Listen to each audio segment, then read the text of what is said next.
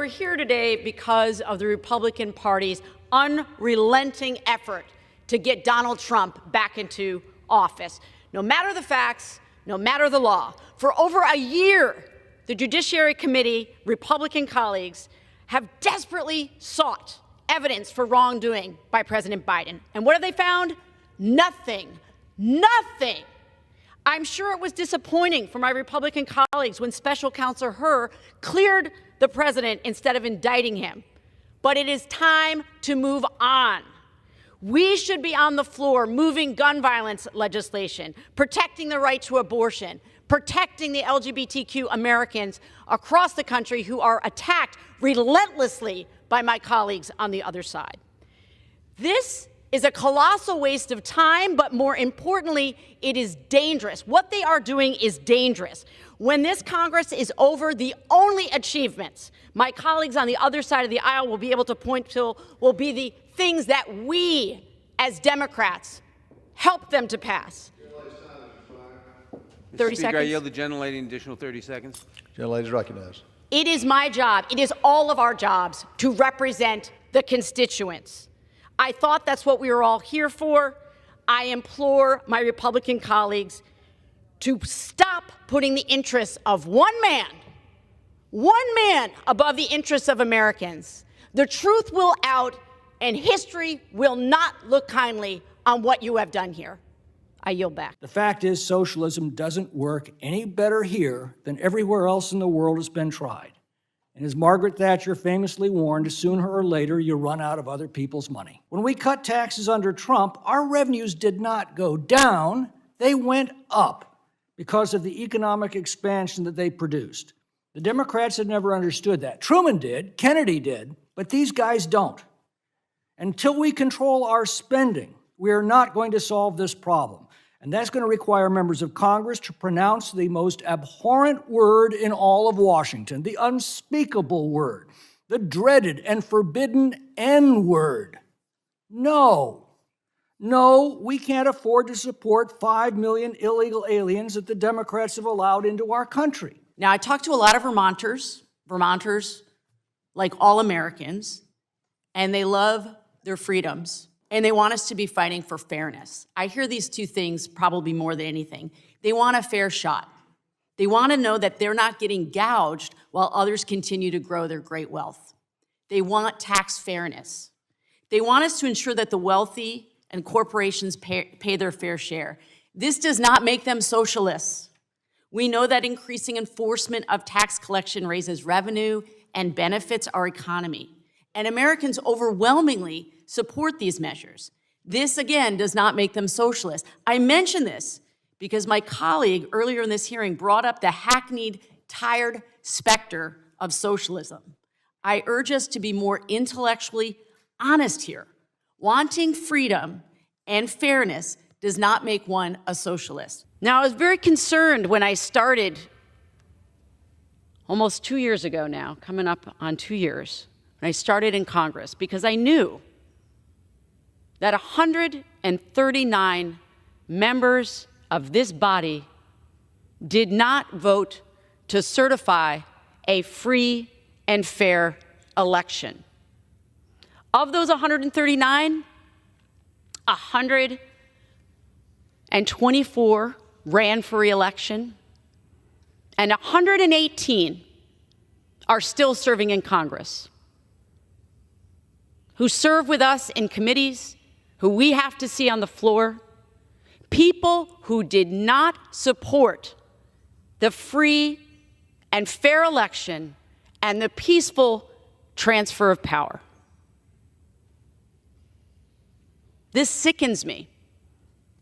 In moments when I am home in Vermont, it's very difficult to convey to my constituents what it feels like sometimes to be here as a public servant, supporting the democracy, supporting the ideals that supposedly we all hold so dear, and to serve alongside people who still will not admit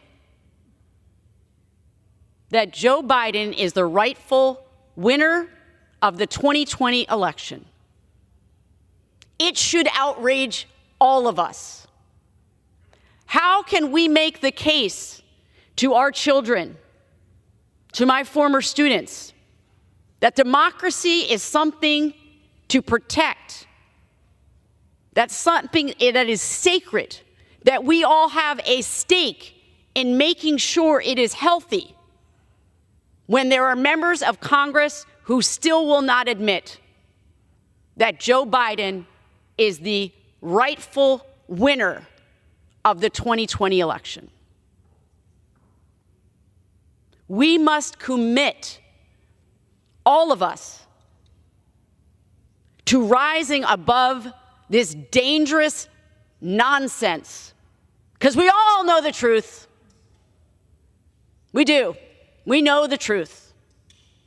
And as we head into another election season, I know what I fear. I fear that once again, we will be faced with a critical moment of courage, and that some will fail that test. I know what a woman is. I do not need to be lectured that somehow by saying that men cannot compete against women, we are hurting women and girls. That is an insult to women and girls. It is an insult to me personally that you believe that I am not capable of understanding the difference between women and girls and men and boys. I also believe that the entire argument is focusing not on the issue at hand, again, whether men and boys should be able to compete against women and girls in the Olympics, which is all that this bill does. It is no secret, if you are paying attention, that my colleagues on the other side of the aisle have decided that this congressional term would be about bringing up the issue of trans kids and their families and gay Americans relentlessly. Amendments and bills and riders constantly, as if we have nothing better to do than to demonize our fellow citizens, because that's what we're talking about here. It's about constantly trying to get Americans to hate one another. It is about dehumanizing children. So what we've had today is hour after hour after hour of trying to distract us from the clear statements that come through this report.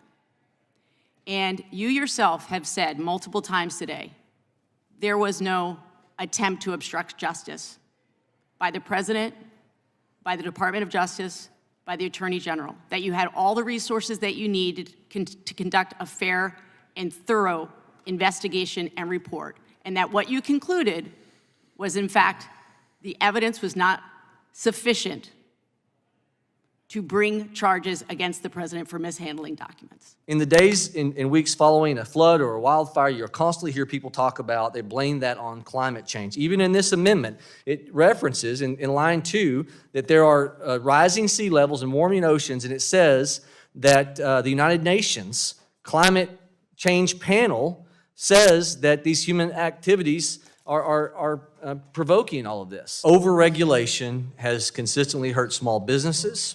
It has strangled the growth capacity in our nation. It is the catalytic converter that's choking out the opportunity for our roaring engine, our economy, to produce what it needs to. I agree with my colleague that we do need fiscal sanity, absolutely. And it's utter insanity not to deal with the climate emergency. You also spoke, my colleague also spoke about small businesses. Our capital city in Vermont, Montpelier, lost nearly every single small business in our downtown because of catastrophic flooding as a result of climate change. Every single business. We're still coming back for it. We don't have a functioning post office in our downtown. For Vermonters and rural communities across the country, climate change is here and it's having a catastrophic effect. Did Jack Smith ask for the job? He did not ask me for the job, no. Did he convey through someone else that he wanted the job? I would be surprised if that were the case, but Well, you don't know? No, I don't know. So he may have? I want to move on to January 6th. Is it accurate to say that the DOJ is on pace to arrest roughly one protester a day in 2024, nearly 3 years after the incident? I don't know what the pace is. The job is to arrest and bring to justice people who are criminally responsible, and as they are found, they will be arrested. Do you believe under the Second Amendment there should be, do you agree, no restriction on the quantity of gun that any law-abiding citizen should own? I'm not talking about types. I can own 5 guns, 500, or 5,000. Do you believe there should be no limitations on quantity of guns? No limitations on what? On the quantity, on number. 500 or 5,000 guns that I can own. On the number of guns that people can purchase? Yeah, for my collection. I don't think there's any statutory. Yeah, so there is no limitation. So you agree with that, right? I just want to start by saying, may the record show that although I'm a Vermonter, I do not partake in cannabis products, but after today's hearing, I could understand why someone might want to actually pop a gummy. Ms. Foley, is there a due process and equal protection aspects to statutes of limitations? Well, I mean, statute of limitations can be, I guess, evaded, I suppose, in ways that could violate the due process or equal protection. Well, and in fact, in this kind of a circumstance, that's what you see. We've got a situation where the alleged crime was committed in 2016, and they had to bootstrap it to something that occurred years later to try to resurrect what was really a dead case. And the way that I look at statutes of limitations as someone who practiced law for well over 30 years is that people have memory issues. That's why there's a statute of limitations. Can you remember what you were doing on June 13th, 7 years ago or 4 years ago? I'm sure Mr. Ambassador cannot. Before I start my line of questioning, I just have to make a comment about something one of my colleagues said earlier on the other side of the aisle. There was implication made that E. Jean Carroll must have had memory problems. She couldn't possibly have remembered what happened to her. And I just am so incredibly shocked by that statement. I can tell you, when someone has been sexually violated, they don't forget who did it. A jury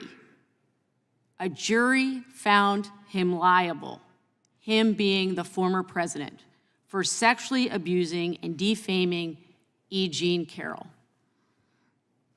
Those are the facts. A jury found that.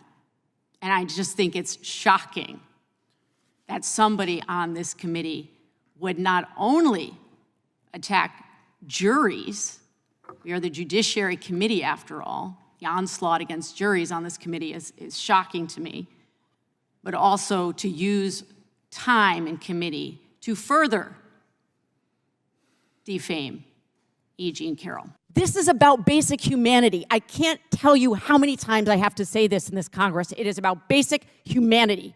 People being able to live their lives and work in peace.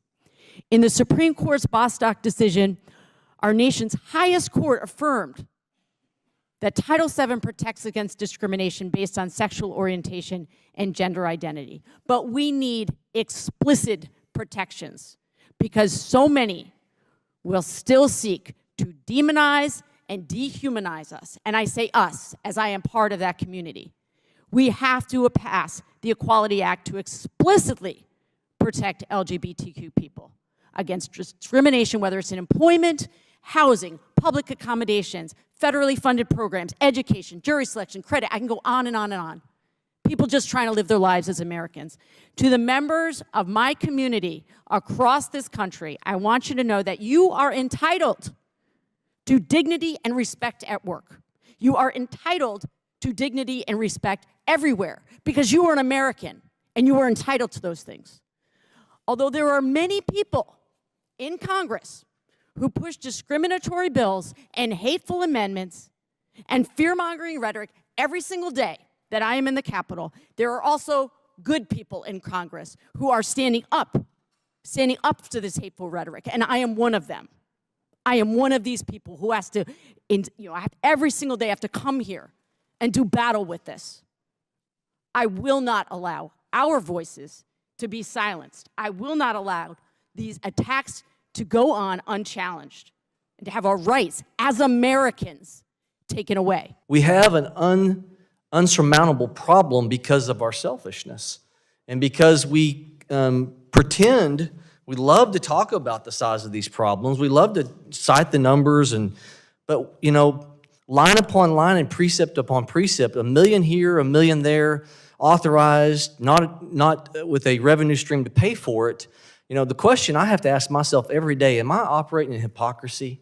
Am I voting on things that I know is adding to this problem, or am I being true? So every time we lock aside another program, another benefit into mandatory spending, shame on us. Shame on us. And so all of us need to be operating in truth. The American people have to have the truth. We have to make sure the American people know the facts, that the pain is coming. Medicare, Social Security within 10 years insolvency, the pain is coming. And the midnight ride for us is to educate the American people so that we'll make the choice of sacrificing, not the sacrifice being forced upon us. Now, with that, I yield, Mr. Chairman. Ms. Balint, I yield 3 minutes to you. Thank you, Mr. Chair. The aim of the Fiscal Commission is, broadly speaking, I think, a noble effort. I think we all understand that crushing debt and massive deficits aren't healthy for the U.S. economy or for the democracy as a whole. As a parent, I, of course, worry about what this will mean for my children. And as the former leader of the Vermont State Senate, I understand the importance of working with colleagues across the aisle to pass balanced budgets that funded our state government every year. We found ways to do that required compromise, hard work, late nights, and I still welcome the opportunities with my Republican colleagues to address our nation's real challenges. But we already have the tools that we need. There are already solutions that work. And the chair said that this proposed commission, that in this commission, everything's on the table. And therein, for me, lies the problem. I disagree that everything should be on the table.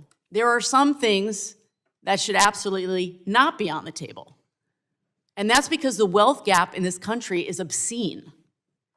I cannot and will not support cuts to Social Security, to Medicare, to nutrition programs for children and young families, for veterans benefits, for disability insurance. These programs provide vital support to regular people and improve not just our nation's economy, but the well-being of the democracy. And they offer Americans a lifeline from crushing, grinding poverty. Nearly 67 million Americans depend on Social Security for benefits, and it's frankly indefensible that right now in homes across our nation, there are elders who are trying to make the decision between medication, food, housing. We should be talking about strengthening Social Security, and it should not be on the table. Let's get serious about closing the wealth gap. I don't feel this commission will do that. Let's focus on what the majority of Americans want, which is freedom and tax fairness. Thank you, Mr. Chair. Thank you, Mr. Chair, and thank you, Special Counsel Herr, for being here today. I know it's been hours and hours, and I really appreciate you staying to the bitter end here. And I think it speaks to the possibility and promise afforded by this nation that you, as a child of immigrants, sit here as special counsel, and I, as a child of an immigrant, sit here as a member of Congress. There is a lot that's been said today, and part of the challenge that I have is trying to translate this for my constituents back home. And so I want to start with sort of the top line. So you were tasked with identifying whether criminal conduct occurred regarding classified documents. And after over a year of investigation, including 150 witness interviews and over 7 million documents reviewed, you wrote in the first sentences of the executive summary, quote, "We conclude that no criminal charges are warranted in this matter. We would reach the same conclusion even if Department of Justice policy did not foreclose criminal charges against a sitting president." Were those your words? Yes. Thank you. So let's get into it. Mr. Herr, at any time did DOJ leadership or the Attorney General attempt to influence the outcome of your investigation? No. Do you believe it's important that the special counsel investigations or any DOJ investigation be impartial and free of influence from political actors? Yes.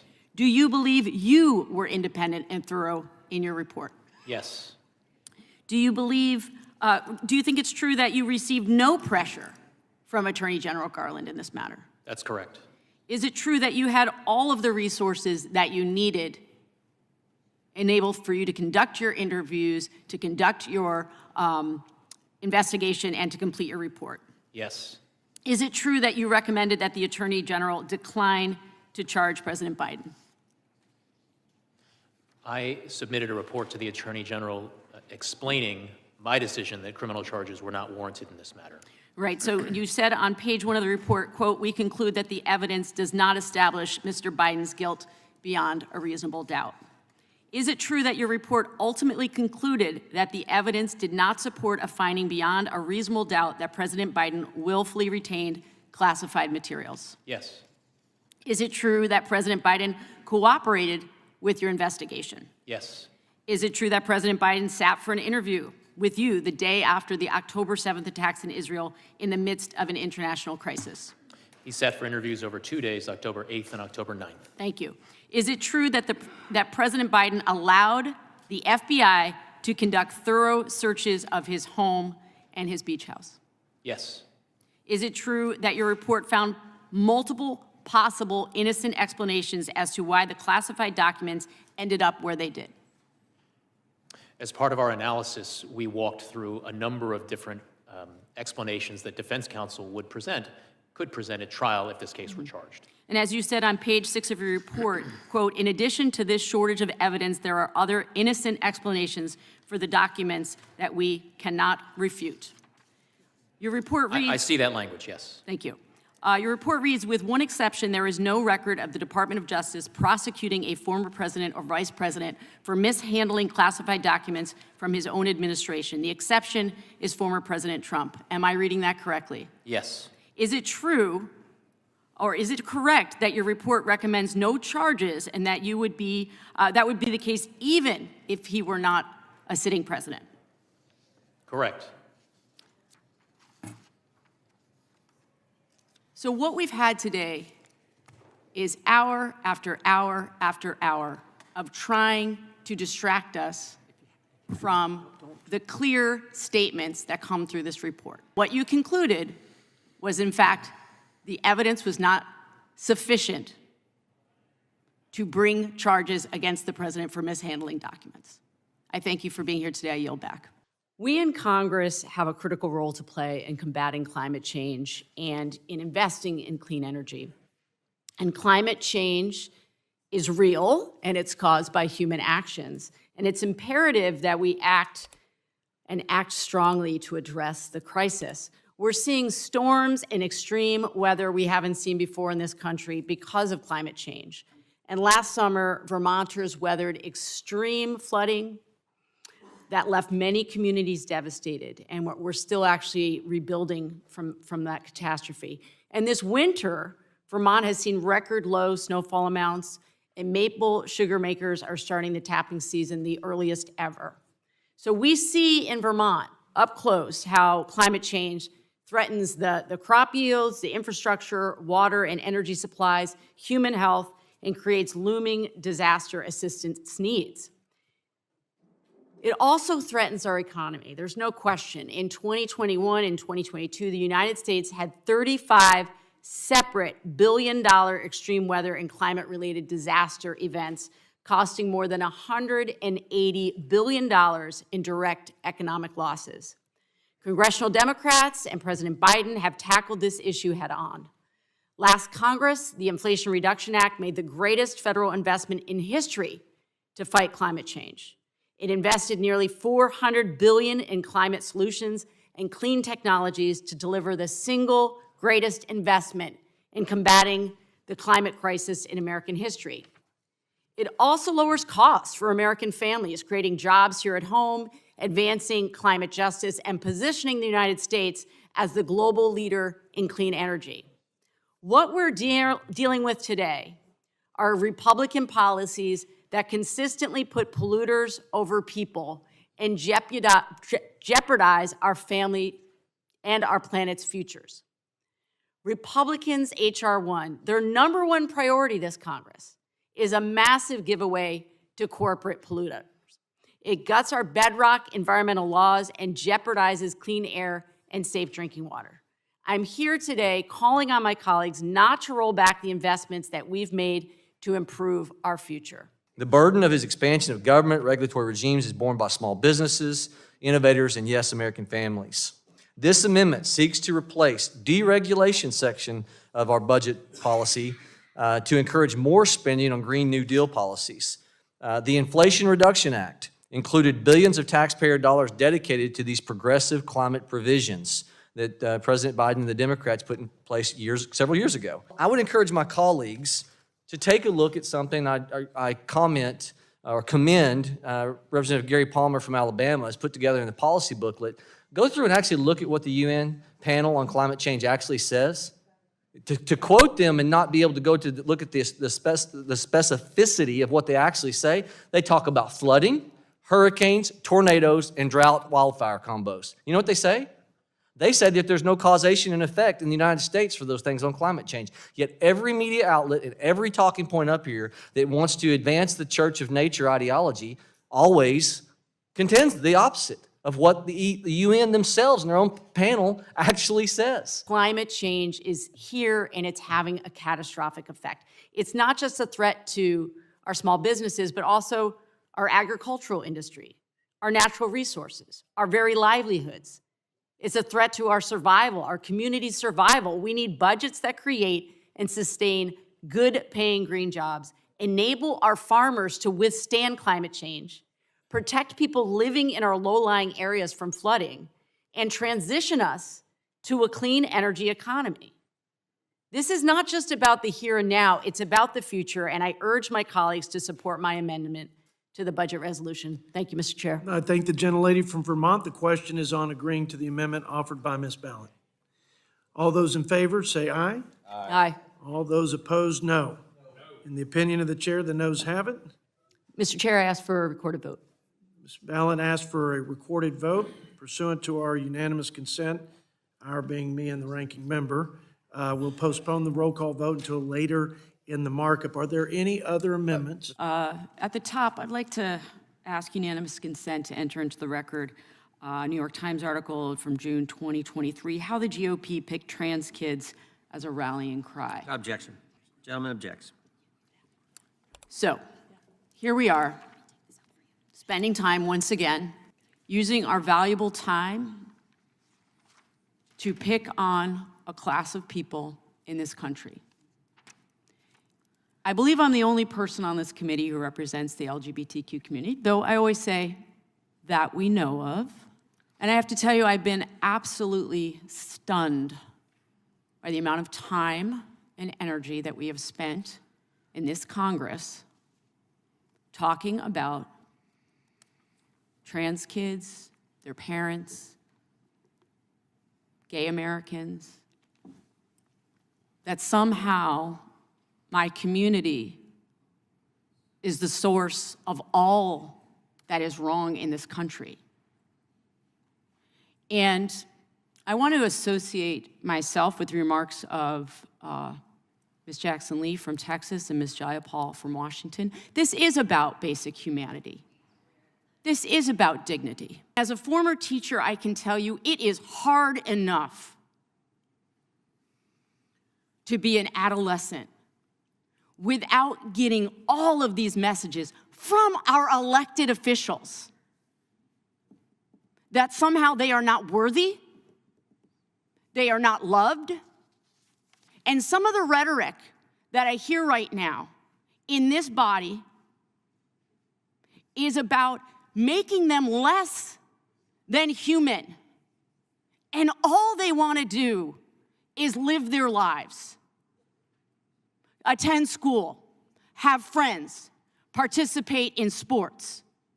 Know that their government is not using every opportunity to fan the flames of fear and hatred. Now, I understand that there are some people in this room and in this body as a whole that may actually believe the rhetoric, may actually believe that you are doing good. But I'm telling you, it has a devastating effect on children, on teens, and their parents. In this committee, we had a hearing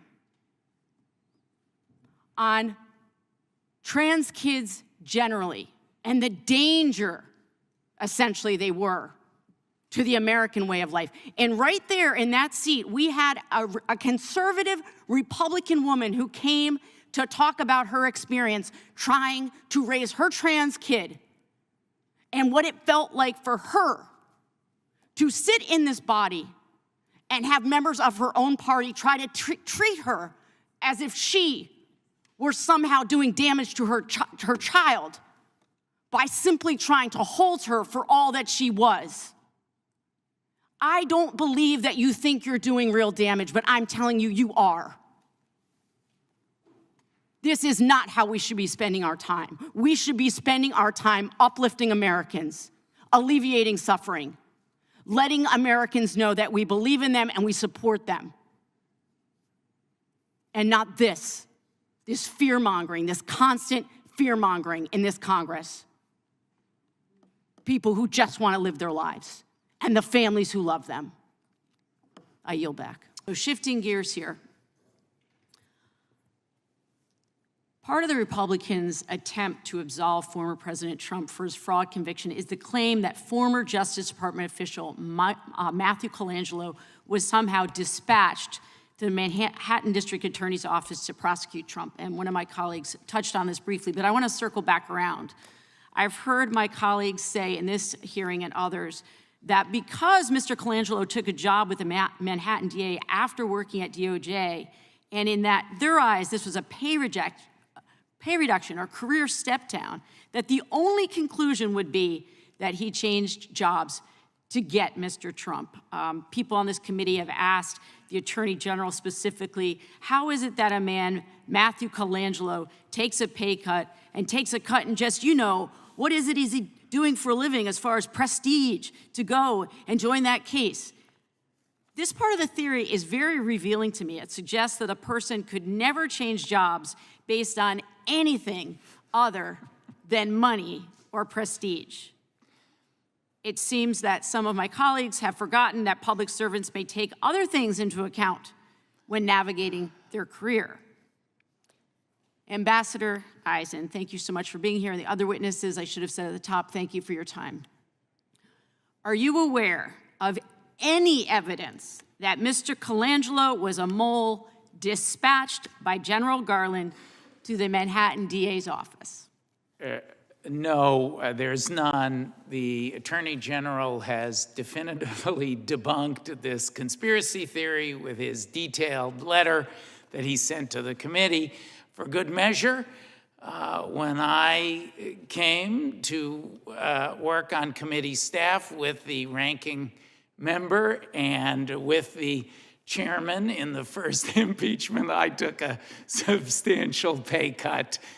People are motivated by public service. I hope I was on that instance. I'm not sure how much you worked with me, but you did work with the ranking member. Mr. Chairman, notwithstanding our differences, I'd like to think that we've maintained a cordial relationship. We see it differently, but we're both trying to do the best for America. Sorry. That's all right. That's Sorry, all right. Ms. It's important Balint. to have conversations. So you touched on it, but can you think of some other reasonable explanations for a lawyer taking a job that may not appear to be the next step in their career? Mr. Colangelo has a long record of public service, including in the nonprofit sector. He had previously worked with Mr. Bragg in the AG's office. When you do have a new DA, he acquired a variety of responsibilities when he entered the DA's office. It's an opportunity because the Manhattan DA is such an important role with New York as an American and global financial center. Another reason these 34 false records convictions matter so much. It was an opportunity to have an impact on the public good. I like to think that those kinds of motivations come into play. And I think one of the challenges for my constituents home watching the work that we do here, watching the news, they all tell me they're exhausted. They don't want to watch anymore. They don't want to watch the news. They don't want to actually know what we're doing here anymore because it feels like every single time they turn on the news, there is another bit of misinformation, another conspiracy theory, another nesting doll, as it were. And it makes it very difficult to find a way to cut through. And so, once again, there is no evidence of collusion involving Mr. Colangelo. Is that right, Mr. Eisen? Is there any evidence? I hold an empty bottle. There's the same amount of evidence. None. I appreciate it. Thank you for your time. I yield back. I'd like to bring us back to the reasons that the protections enshrined in Title VII of the Civil Rights Act of 1964 were needed then and are actually still very much needed today. My community, the LGBTQ community, is constantly under attack in this Congress.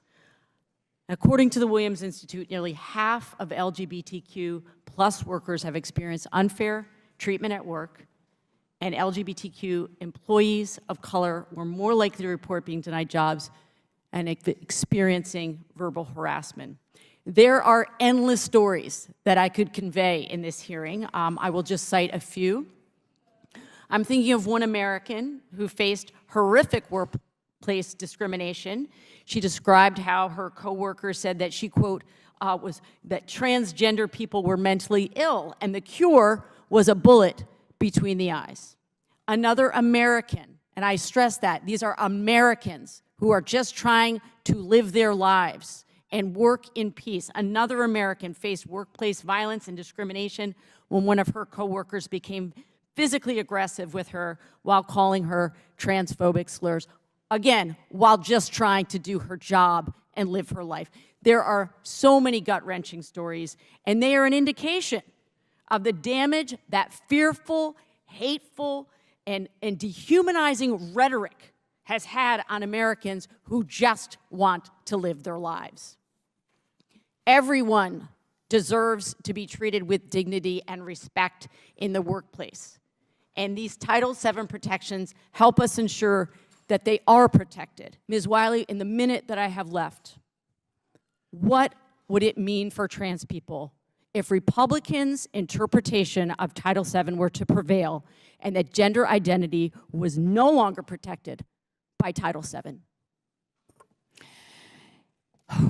It would mean not only the loss of dignity, not only the loss of jobs, not only the loss of the ability to really be able to ensure that you can take care of yourself and your family fairly and with equal opportunity to work, it would increase danger and physical safety. We saw that in the 11th Circuit case with Tyler Copeland, transgender man, endangered because his own supervisees were harassing and abusing him because he was transgender in front of inmates. That is actually an unsafe condition. And the same in terms of sexual violence, murder. You know, we're essentially giving permission to hate, bias, and violence, and we should not tolerate it, and we stand with you. Thank you, Ms. Wiley. In closing, I know I'm over, Mr. Chair. I just want to say there are a few, I believe, true believers who spew this hateful indignities towards people in my community, and there are a lot of enablers who go along to get along, and what they're doing is demonizing and dehumanizing their fellow Americans. I yield back. I'd like to yield to the gentlewoman from Vermont, Congresswoman Balint. Thank you so much, Congresswoman Ramirez. It is an honor to serve with you and to speak here tonight about an issue that is incredibly important to me, and that is the health and strength of the democracy.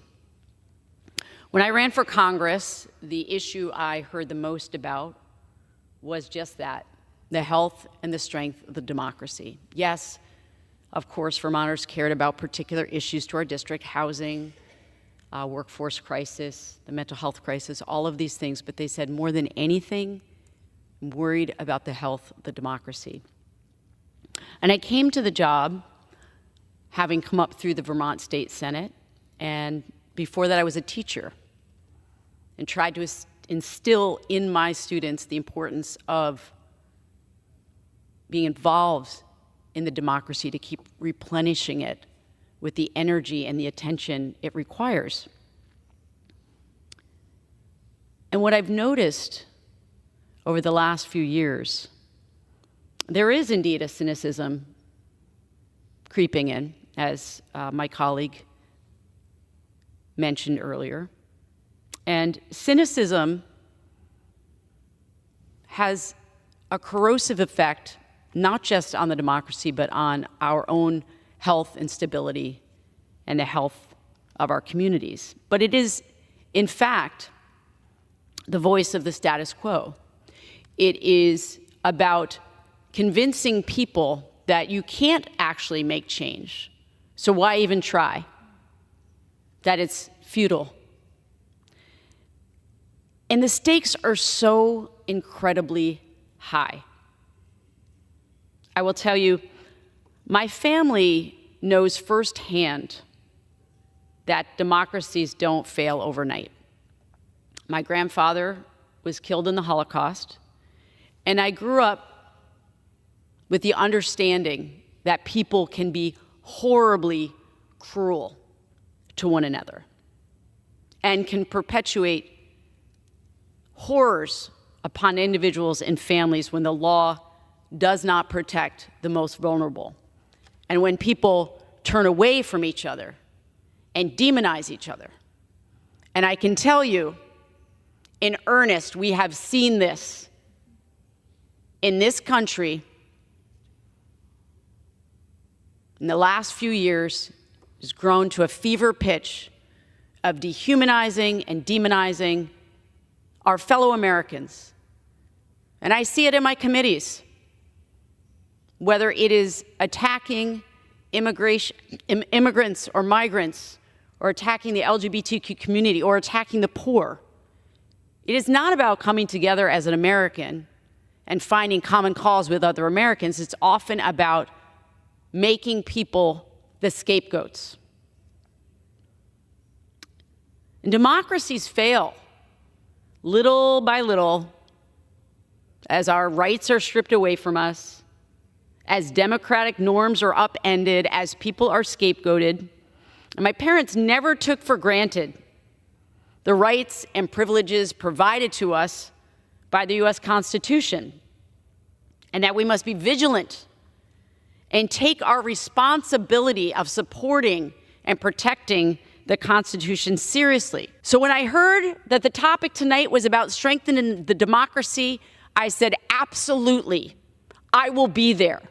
Because none of these things, strengthening our voting rights, improving our representation, making sure that we have campaign finance reform, and supporting our communities, nothing can happen if we do not have a commitment to the people in this chamber to admit the rightful winner of an election and to stand in this chamber and certify those election results. I look forward to seeing some courage, regardless of the outcome.